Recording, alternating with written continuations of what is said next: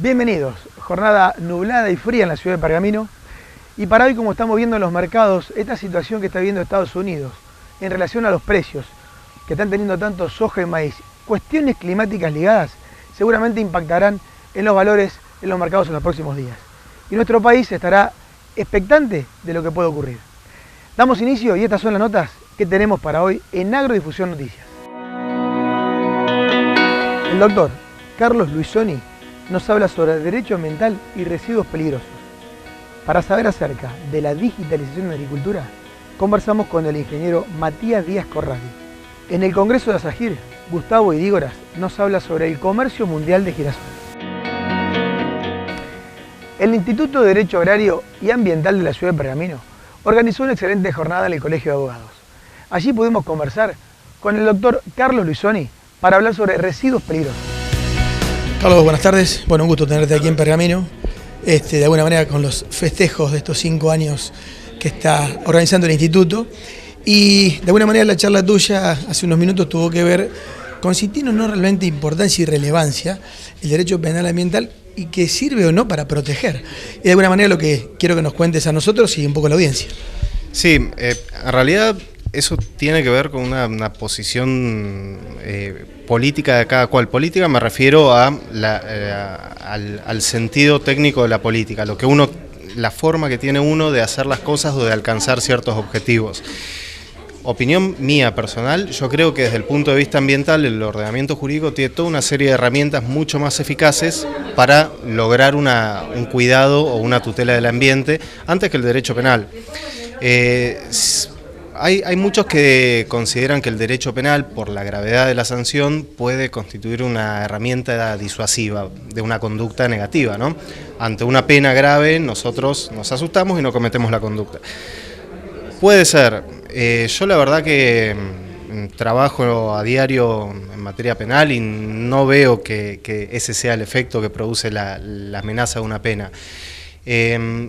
Cuando el caso no llega a la justicia es porque llega con un hecho consumado, sea a modo de lesión, a modo de puesta en peligro, pero llegamos con el hecho consumado. Entonces estamos en un momento de la gestión del conflicto que ya no nos queda mucho para hacer más que reprimir y sancionar con una pena.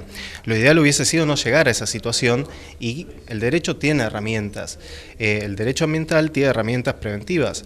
Si nosotros vamos a la Ley General del Ambiente, cuando hablamos desde lo que es la educación ambiental, la información ambiental, la evaluación de impacto ambiental, el ordenamiento territorial, son todos instrumentos preventivos para evitar que llegue a cristalizarse el daño ambiental, que es lo que no queremos. Entonces, si nosotros decimos los daños ambientales son de tan difícil reparación y de tanta entidad, vamos a poner todos los esfuerzos en la fase preventiva. Es una herramienta válida el derecho penal, por supuesto, si hay una afectación grave a ese bien jurídico, es lógico y se justifica que haya una sanción penal. Pero yo creo, y esto como decía recién, es una opinión personal, creo que no podemos pretender a través del derecho penal solucionar determinados problemas ambientales. Vieron que es muy común hoy en día que ante cualquier problema social aparecemos con la herramienta penal, hay que penalizar, hay que criminalizar, No, el derecho penal no es la solución a todos los males del mundo, es una herramienta más que tiene el derecho. La sensación es que en las zonas como esta, digamos, norte de la provincia de Buenos Aires, sur de Santa Fe, las zonas productivas, el contacto que está teniendo el productor agropecuario con la ciudad es mucha. Si bien las ciudades se deforman, también va pasando de que cada vez el uso reiterado de los productos hace que la gente que no pertenece al sector agropecuario se queje más de lo que en realidad sabe. Ahora, ¿el derecho ambiental protege verdaderamente o es de alguna manera una última consulta que termina siendo ese vecino y no lo hace el productor? Sí, en realidad el derecho, que un conflicto llegue a tribunales no es más que una muestra del fracaso de los sistemas sociales de contención de conflictos. Si llegamos a tribunales es porque fracasamos en todas las formas armónicas de solucionarlo. Lamentablemente los avances tecnológicos, industriales, poblacionales tienen consecuencias. Esto del avance de las ciudades, su proximidad con el campo. En muchos otros casos pasa que, por ahí no es con el sector agropecuario donde se fumiga, pero sí avanza la ciudad sobre otros lugares. Yo vengo de Bahía Blanca y allá vemos en Bahía Blanca y en todos los pueblos que la circundan que los silos han quedado en el medio del pueblo. Eso es un problema que se dio por una mala planificación en su momento. El derecho penal, volvemos, es una herramienta para tratar de evitar ese tipo de problemas. El ordenamiento territorial del que hablábamos recién es una forma de planificar, mirar a futuro, a ver cómo vamos a diagramar la ciudad. Es una herramienta preventiva. Por ahí yo no sé si el derecho ambiental va a dar todas las soluciones, seguro que no, porque el derecho siempre va atrás del problema. Verificamos un problema en la realidad y atrás aparece la norma tratando de regularlo. Pero tengamos en consideración que es un derecho bastante nuevo, que surgió, en nuestro caso, en la década del 80 con suerte. Si queremos buscar antecedentes más viejos lo vamos a encontrar, pero que con fuerza a fines de la década del 80. Entonces, yo creo que las herramientas jurídicas que tenemos son buenas, son perfectibles, hay mucho trabajo por hacer legislativo y sobre todo judicial y administrativo, pero creo que vamos por el buen camino que nos está demarcando el derecho ambiental actual. Un poco ligado a lo que vos decís, más allá de que para mí Bahía Blanca sigue siendo una zona muy productiva, se conocen y mucho las denuncias que por ahí hacen quienes las realizan que no tienen que ver con el sector agropecuario, pero no se saben las consecuencias y las penalidades. En los años que llevas con esto y más abocado tanto a lo penal como al derecho ambiental, ¿realmente has tenido casos de resonancia que nos puedas nombrar? En general ocurre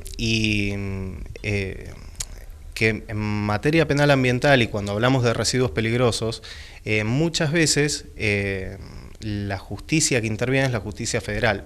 No en todos los casos, es en ciertos casos puntuales de interjurisdiccionalidad y otros casos. Yo trabajo en la justicia provincial y la verdad que he visto alguna causa que haya pasado por el juzgado, pero la verdad que no he visto resultados, no he visto en qué ha quedado. En el ámbito federal, por ahí sí, alguna más se ha visto. Pero lo cierto, y esto lo hablábamos hoy antes de las jornadas con unos colegas, los problemas que hay en la realidad son como para que causas de estas veamos, no sé si todos los días, pero mucho más seguido de lo que se ve actualmente. En algún momento, antes de que yo empiece a trabajar en el Poder Judicial, hice una consulta en la Fiscalía Federal General de Bahía Blanca sobre cuántas causas registraban en trámite desde el año 98, que es cuando se reformó el Código Procesal Penal. Yo la consulta la habré hecho en el año 2010. Me sobraban los dedos de las dos manos para contar la cantidad de causas. Y yo creo que lo que ocurre en la realidad, no sé si para lograr una condena, pero por lo menos para investigar, da para mucho más. En la actividad tambera, después de haber tenido un 2018 muy complicado, los números en el 2019 aparentemente se acomodan. Según los que saben de la actividad, dicen que ahora hay que mantenerse y empezar a crecer. Quédense con nosotros. Después de esta primera pausa, tenemos mucha más información.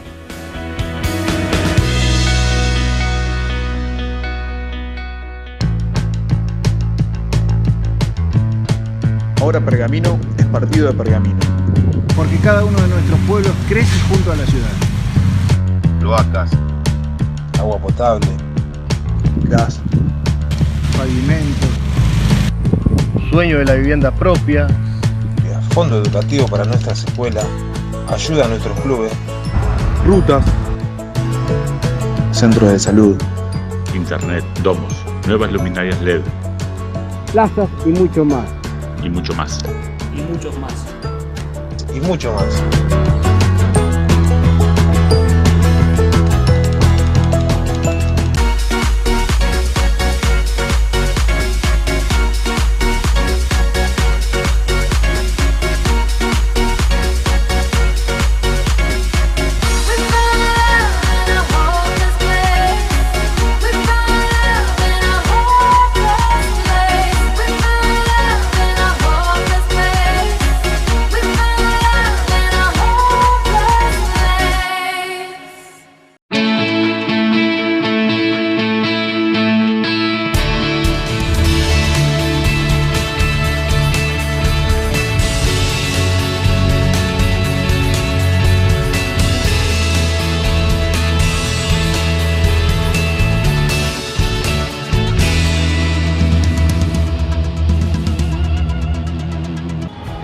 Metalcast, galpones y tinglados, de Francisco Antonio Cascardo. 39 años al servicio del cliente. Los mejores galpones y tinglados para su obra. Metalcast, ruta 8, kilómetro 229.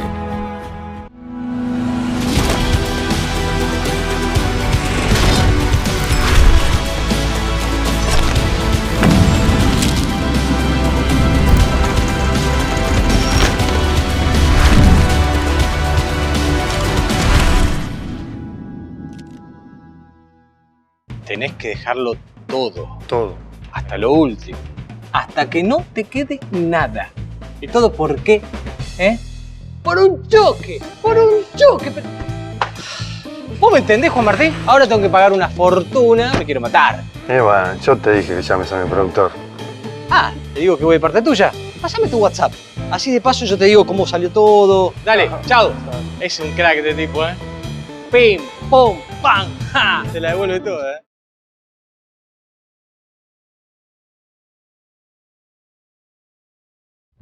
Hoy tenemos un estado más cerca.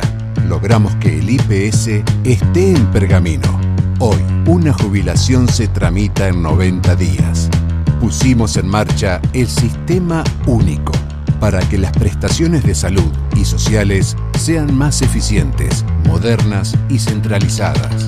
Agilizamos la entrega de los títulos de propiedad.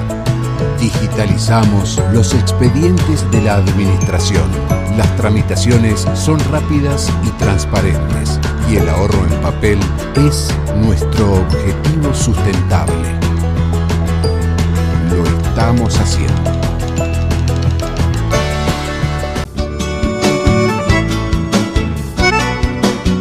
Presenta este bloque de Agrodifusión Noticias Colbag, Envases Colón, Sociedad Anónima. La agricultura está pasando por un proceso denominado digitalización. Sobre este tema, esta nueva herramienta informática denominada FieldView, conversamos con el ingeniero Matías Díaz Corradi. Matías, buenos días. Bueno, interesante jornada aquí en Agroactiva, festejando de alguna manera los 25 años por un lado y por otro lado este lanzamiento de FieldView. Quiero que nos cuentes a nosotros en la audiencia, fundamentalmente de qué se trata. Sí, la verdad que después de 2 años de mucho trabajo, de estar trabajando con más de 200 productores, preparando este día del lanzamiento, hace 2 días que lanzamos FieldView en Argentina y hoy estamos acá en Agroactiva para compartir con todos los productores qué es FieldView y cómo FieldView lo va a ayudar a poder conectar todos los datos que tiene de su campo de una manera simple, en una plataforma que es simple, para que el productor pueda sacar lo máximo de cada uno de sus lotes. Y eso es lo que básicamente hacemos en FieldView. Ayudar a que el productor empiece a manejar los datos que genera. Muchas máquinas tienen hace muchos años monitores, esos monitores generan datos, pero hacer algo con ese dato es bastante complejo. Entonces, ¿cómo nosotros empezamos con FieldView de una manera muy simple a hacer que ese dato esté primero integrado todo en una sola plataforma? Distintas marcas, distintos modelos, en una sola plataforma. Segundo, poder gestionar la operación de esas máquinas.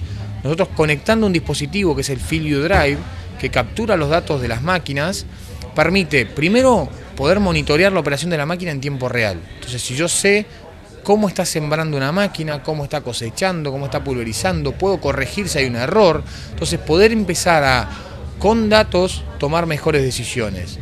Y el tercer beneficio de FieldView es que con FieldView el productor va a poder conocer su lote como nunca antes.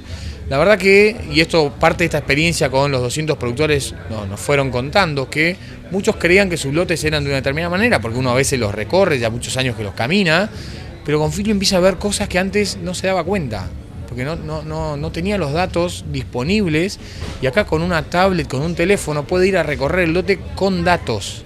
Y eso es parte del beneficio de FieldView, de poder empezar a conocerlo de una manera que le permite empezar a trabajar dentro del lote en cada parte y lo va a poder hacer, y esto es lo que le permite a él, de hecho, optimizar insumos, recursos y en definitiva incrementar la rentabilidad, que ese es el otro concepto de FieldView.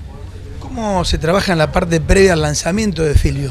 porque recién lo decías vos en la nota, no debe ser fácil trabajar con todas las empresas que tenés de sembradoras o todas las empresas que tenés de cosechadoras para tratar de transmitir esto y que todo el mundo lo pueda copiar o acopiar los datos en un sistema. Sí, este fue un trabajo que no terminó, sino que arrancamos recién. Hace 2 años, cuando yo me sumé al equipo, éramos compatibles con pocas marcas, ¿no? Básicamente internacionales. Y a partir de, los últimos 2 años hemos trabajado mucho para seguir ampliando esa compatibilidad con distintas marcas. Marcas internacionales, pero también marcas locales. Hoy, Team, Cufia, Metalfor tienen soluciones compatibles Filvio. Entonces, de alguna manera, y vamos a seguir trabajando. Entonces, nuestra visión es que el productor, no importa qué maquinaria tenga, que pueda tener una opción compatible y que esos datos que se genera de distintas marcas puedan sumarse, porque en definitiva es lo que a él le da más valor. Entonces, nuestra visión es ayudarlo al productor y en ese concepto tenemos que trabajar para que la mayor cantidad de máquinas sean compatibles. Matías, en Filvio trabajas desde la siembra hasta la cosecha y en cuanto a cultivos, puedes trabajar con cualquier tipo de cultivo, inclusive aquellos que donde menos hectáreas se ocupa en nuestro país. Sí, es una muy buena pregunta porque, primero, nosotros ofrecemos imágenes satelitales que procesamos por modelos propios, ¿no? Climate, que es la compañía que es de la cual formamos parte. Climate es una compañía de ciencia de datos con ciencia de la agronomía, ¿no? Potenciado todo eso. Entonces, procesamos esas imágenes y esas imágenes se usan en un montón de cultivos. Entonces, de hecho, básicamente estamos muy enfocados por ahora en cultivos más extensivos. Estamos trabajando para seguir avanzando hacia el resto de los cultivos. Nuestra visión como compañía es ayudar a los agricultores de todo el mundo a incrementar la productividad de una manera más eficiente y sustentable con el uso de herramientas digitales. Y eso es el desafío de poder ayudarlo en muchos cultivos que a veces uno dice, bueno, para acá no hay tanta importancia o no es tan extensivo. Queremos ayudar a todos porque creemos que hay oportunidad para ayudarlos. Por último, la base de datos de Filvio, ¿se sube a una nube con lo cual cualquier productor puede tomar parte de esa información? Sí, es una muy buena pregunta. Los datos son del productor. El productor elige subirlos, de hecho puede elegir bajarlos y borrarlos. Entonces el dato es del productor.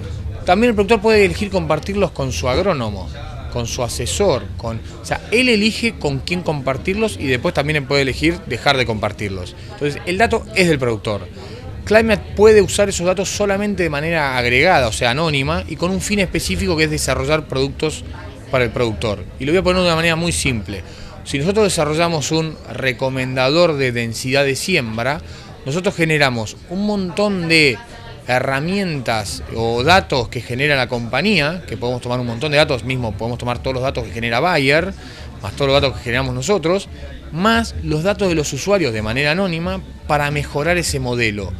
Pero es la única manera de que usamos esos datos con ese fin específico, ayudar que ese modelo a ese productor le sea mejor. Entonces, el dato, y esto siempre es importante, es del productor, no es de nadie más que del productor. Como lo fuimos adelantando en programas anteriores, las gramíneas serán la vedette de esta campaña. El trigo crecerá en casi 7 millones de hectáreas sembradas, algo así como nunca se vio en los últimos 18 años de historia de siembra en nuestro país. Y el maíz crecerá casi un 7% en todo el año. Quédense con nosotros que después de esta pausa tenemos mucha más información.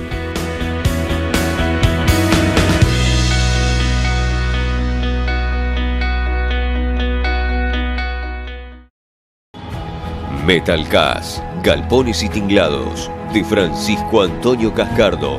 39 años al servicio del cliente. Los mejores galpones y tinglados para su obra. Metalcas, ruta 8, kilómetro 229.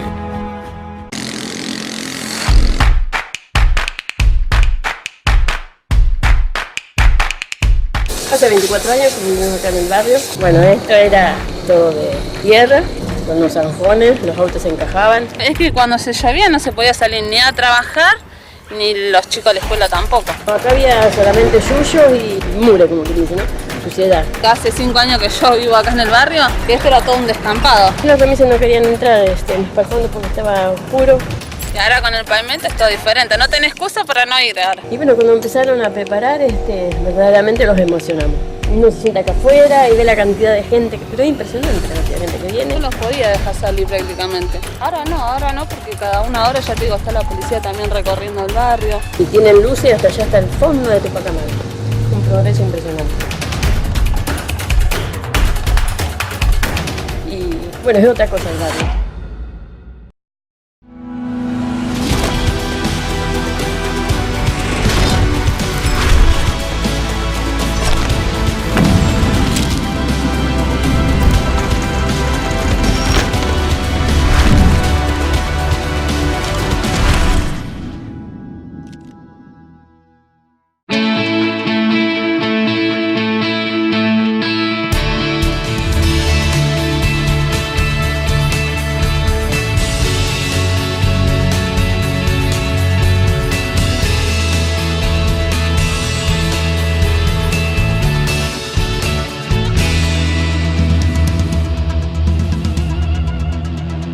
Tenés que dejarlo todo. Todo. Hasta lo último.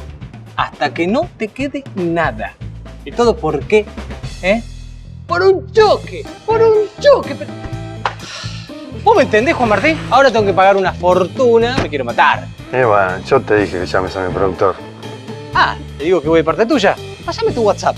Así de paso yo te digo cómo salió todo. Dale, chao. Es un crack este tipo, Pim, pum, pam. ¡Ja! Se la devuelve toda,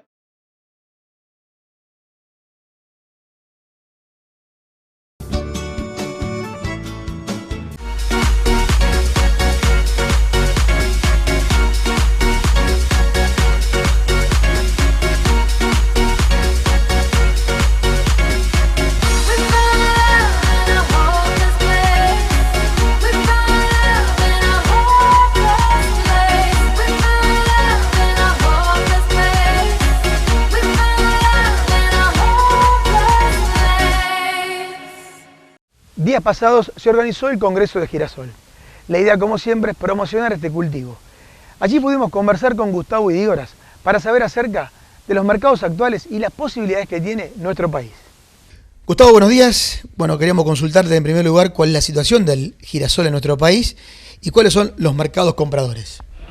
Sí, básicamente la verdad que el comercio mundial de girasol y de aceite en particular está creciendo, el consumo mundial sigue creciendo, el girasol es visto como un producto de alta calidad y por lo tanto los consumidores mundiales lo buscan cada vez más, pero Argentina perdió participación. En los últimos 10 años Argentina cayó cuando el resto de nuestros competidores como Ucrania y Rusia de Europa crecieron. Por lo tanto tenemos que establecer una agenda importante de negociación internacional. Hay una agenda muy abierta, el reciente acuerdo con la Unión Europea va a traer muy buenas noticias para el girasol, la semilla y para el aceite, porque se van a eliminar aranceles en un periodo de 7 años, y eso es muy importante para ingresar al mercado de la India, pero lo que necesitamos es redefinir la estructura tributaria impositiva del complejo girasolero, porque tenemos una estructura que hoy está condicionando el crecimiento. Necesitamos adecuar los reintegros de impuestos internos para poder exportar aceite de girasol y tratar al girasol como una cadena de economía regional. La localización geográfica del girasol, la cantidad de pequeños productores que tiene girasol, el volumen de producción que tiene y las características hacen la necesidad de redefinir a la cadena como una cadena de economía regional. Y en ese sentido el Estado Nacional tiene que cambiar la forma de trabajar con esta cadena productiva. Gustavo, aquellos mercados que se pierden, fundamentalmente ¿a qué se deben? Eso tiene que ver con el peso tributario que ha tenido, que ha reducido la superficie de girasol frente a otros cultivos que han tenido una mejor performance en materia de rentabilidad y de rendimientos.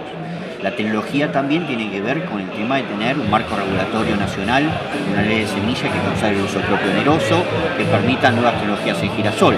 Pero también los costos logísticos han sido muy grandes para la cadena girasolera. Recordemos que la zona principal de producción está muy lejos de los puertos y de las fábricas. Entonces, para poder llegar a la zona de Rosario o al sur de la provincia de Santa Fe, hay que recorrer cientos de kilómetros con costos muy altos en términos comparativos con Ucrania o con Rusia, que tiene costos logísticos menores. Y por último, la devolución de impuestos. Es un sector que paga muchos impuestos para exportar y el Estado le devuelve solo el 0,5% del total de los impuestos paga. Y esto me parece que es lo que hay que corregir. El convenio con Europa, qué es lo que nos va a permitir los argentinos y además cómo debemos trabajar en materia tributaria. Las dos cosas son importantes. La primera es que el peso tributario va a ser una explosión de competitividad del sector girasolero en Argentina. Apenas suceda eso, están dadas las condiciones para exportarla al mundo, porque el acuerdo con Europa nos va a permitir entrar y el próximo viaje que vamos a hacer a la India va a ser confirmatorio de que es el principal mercado y que vamos a tener una posibilidad de exportar ahí un gran volumen. Entonces, teniendo Europa y teniendo India, y si cambiamos la carga tributaria, claramente Argentina va a despegar. Para finalizar, Gustavo, te voy a hacer una pregunta que tiene que ver con la producción. ¿Cómo ves la producción en girasol en nuestro país? ¿Está para crecer más? ¿Está para tener más áreas de cultivo? ¿Va a ir en desmedro de otros cultivos o el girasol va a crecer por tecnología? El girasol hoy, si logra esta modificación tributaria, tiene condiciones para crecer rápidamente. Primero, hay un conocimiento fuerte del productor. Históricamente el productor sabe cómo hacer el buen manejo del girasol. Hay algunas tecnologías que son rendidoras en términos de rendimientos y de defensa de las problemáticas que tenemos de plagas en el cultivo, tanto en la ENEA como en el sur, provincia de Buenos Aires, con lo cual, si hacemos este ajuste, claramente podemos tener un crecimiento sin generar desplazamiento negativo de otros cultivos. A partir de esta semana y hasta el 4 de agosto se llevará a cabo la Expo Rural de Palermo, en su edición número 133. Seguramente en los programas sucesivos le traeremos más de una noticia de lo que allí ocurrirá. Con ustedes nos vamos a encontrar dentro de 7 días. Esto ha sido Agrodifusión Noticias.